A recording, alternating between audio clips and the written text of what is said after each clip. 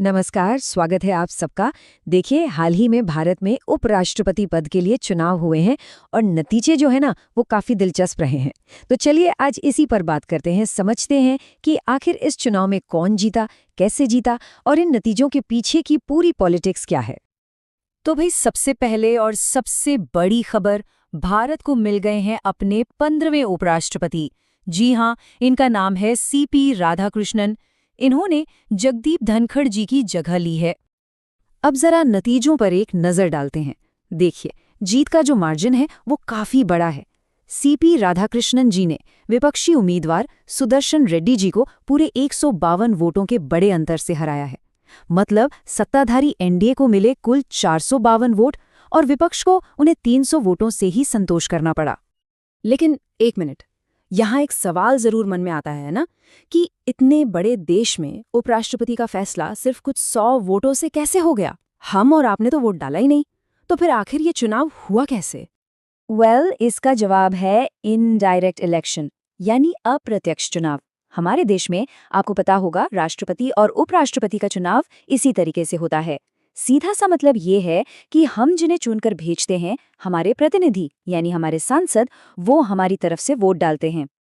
तो फिर सवाल ये है कि ये वोटर हैं कौन? बहुत सिंपल है, ये हैं लोकसभा और राज्यसभा के सांसद, यानी संसद के दोनों सदनों के सभी सदस्य। यही सब मिलकर देश के अगले उपराष्ट्रपति को चुनते हैं। अगर इस पूरे इलेक्शन के टाइमलाइन पर नजर डालें ना, तो सब कुछ बहुत तेजी से हुआ। देखिए, 21 जुलाई को जगदीप धनखड़ जी ने इस्तीफा दिया, जिससे ये पद खाली हुआ।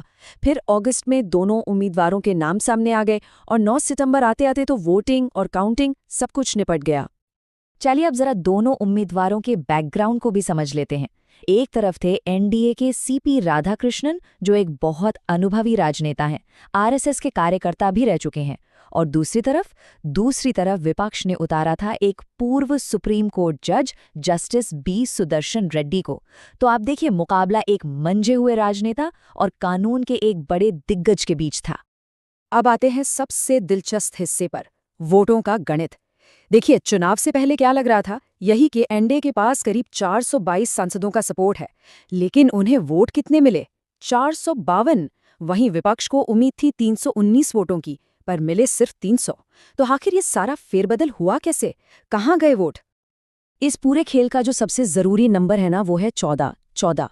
ये वो संख्या है उन विपक्षी सांसदों की जिन्होंने की क्रॉस वोटिंग, मतलब अपने ही पार्टी लाइन के खिलाफ जाकर एनडीए के उम्मीदवार को वोट दे दिया। तो अब समझ में आया कि एनडीए का आंकड़ा उम्मीद से ज्यादा कैसे पहुंच गया। देखिए, स्टेप बाय स्टेप समझते। पहला, उनका अपना गठबंधन का बेस सपोर्ट। दूसरा, उन्हें वाईएसआर कांग्रेस के 11 सांसदों का भी साथ मिला। और तीसरा और सबसे अहम, विपक्ष के 14 सांसदों की क्रॉस वोटिंग ने पूरा गेम ही बदल दिया। तो कुल मिला के देखें तो फाइनल रिजल्ट को कई फैक्टर्स ने प्रभावित किया। एक तो सत्ता पक्ष को बाहर से सपोर्ट मिला, फिर विपक्ष के अंदर क्रॉस वोटिंग हो गई, कुछ सांसद वोट डालने ही नहीं आए, और तो और 15 वोट इनवैलिड भी हो गए। इन सब ने मिलकर ही जीत हार का पूरा समीकरण तय कर दिया। तो अब सवाल उठता है कि इस चुनाव के राजनीतिक मायने क्या हैं? आखिर इससे क्या संदेश जाता है? देखिए, पॉलिटिकल एनालिस्ट्स का मानना है कि सीपी राधाकृष्णन जी का चुनाव सिर्फ एक कैंडिडेट का चुनाव नहीं है। ये असल में बीजेपी की एक सोची समझी स्ट्रेटजी है, साउथ इंडिया, खासकर तमिलनाडु में अपनी पकड़ मजबूत करने की। सोचिए, तमिलनाडु से आने वाले एक व्यक्ति को देश के दूसरे सबसे बड़े संवैधानिक पद पर बिठाना, ये अपने आप में एक बहुत बड़ा पॉलिटिकल मैसेज है। अच्छा, ये तो हुई सत्ता पक्ष की बात, पर विपक्ष इस रिजल्ट को कैसे देख रहा है? क्या वो इसे हार मान रहे हैं? नहीं।